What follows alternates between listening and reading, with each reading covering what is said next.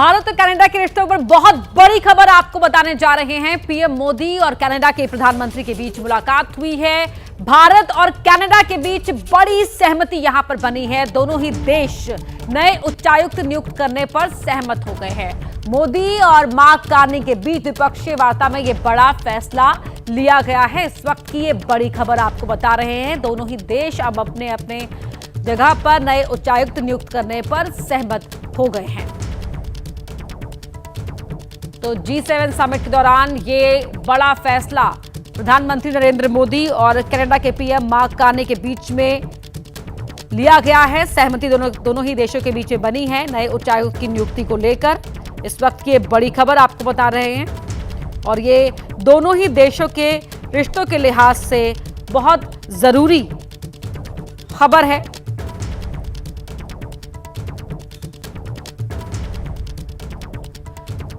और कनाडा से हमारे सहयोगी विशाल पांडे हमारे साथ लाइव जुड़ रहे हैं इसी खबर पर। विशाल, इसे कह सकते हैं कि बीच में भले ही थोड़ा सा पॉज आया था, लेकिन अब मजबूती के साथ रिश्तों को और प्रगाढ़ बनाने के लिए दोनों ही देश कदम आगे बढ़ा रहे हैं।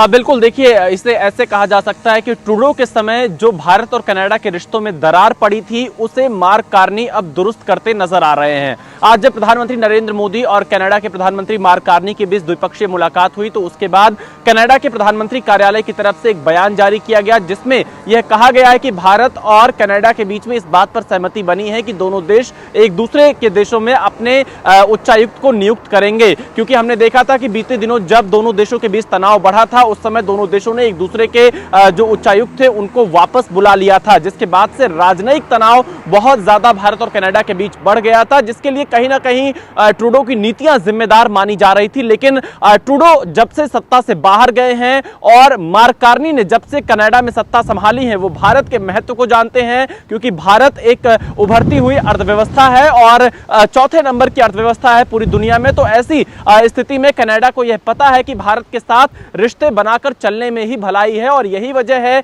कि कनाडा के प्रधानमंत्री ने G7 के लिए भारत के प्रधानमंत्री को न्योता दिया। भारत ने भी इस न्योते को स्वीकार किया और यहां पर G7 शिखर सम्मेलन में प्रधानमंत्री नरेंद्र मोदी ने हिस्सा लिया है। लेकिन बड़ी बात यह है कि रिश्तों में जो दरार थी, अब कहीं ना कहीं वो दरार खत्म होती नजर आ रही है। दोनों देशों के बीच जो खटास पड़ी थी ट्रूडो के कारण, वो कहीं ना कहीं दूर होती हुई नजर आ रही है। और ये कहा जा सकता है कि भारत और कनाडा के लोगों के बीच में जो संबंध रहे, पीपल टू पीपल जो कनेक्ट रहा है, उसे और ज्यादा मजबूत करने पर बल दिया जा रहा है। और भारत और कनाडा दोनों की तरफ से जो एक दूसरे के मुद्दे हैं, उनको यहां पर बातचीत में लाया गया। जो द्विपक्षीय संबंध से जुड़े मुद्दे होते हैं, उनको बातचीत में लाया गया। और यह कहा जा सकता है कि जब नए उच्चायुक्तों की नियुक्ति होगी, तो कहीं ना कहीं जो वीजा सर्विसेज होता है या दोनों देशों के बीच में जो बिजनेस होगा, उसमें भी और ज्यादा बढ़ावा मिलेगा, नागरिकों को सुविधा मिलेगी। तो कहीं ना कहीं भारत और कनाडा के बीच में जो संबंधों में दरार थी, अब वो दरार खत्म होती नजर आ रही है और बातचीत का जो सिलसिला है वो एक सकारात्मक दिशा में बहुत महत्वपूर्ण दोनों ही देशों के बीच ये बातचीत हुई है। बहुत शुक्रिया आपका इस पूरी बातचीत के लिए। और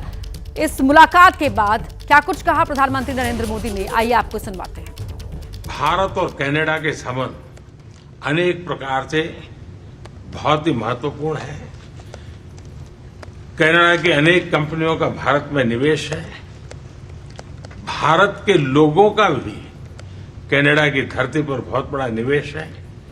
लोकतांत्रिक मूल्यों को समर्पित कनाडा और भारत मिलकर के लोकतंत्र को मजबूत करना होगा, मानवता को मजबूत करना होगा, हमारे रिसोर्सेज का ऑप्टिमम यूटिलाइजेशन कर करके मानव जात के कल्याण के काम में कैसे ला सकते हैं, उस दिशा में हम प्रयास करते रहेंगे।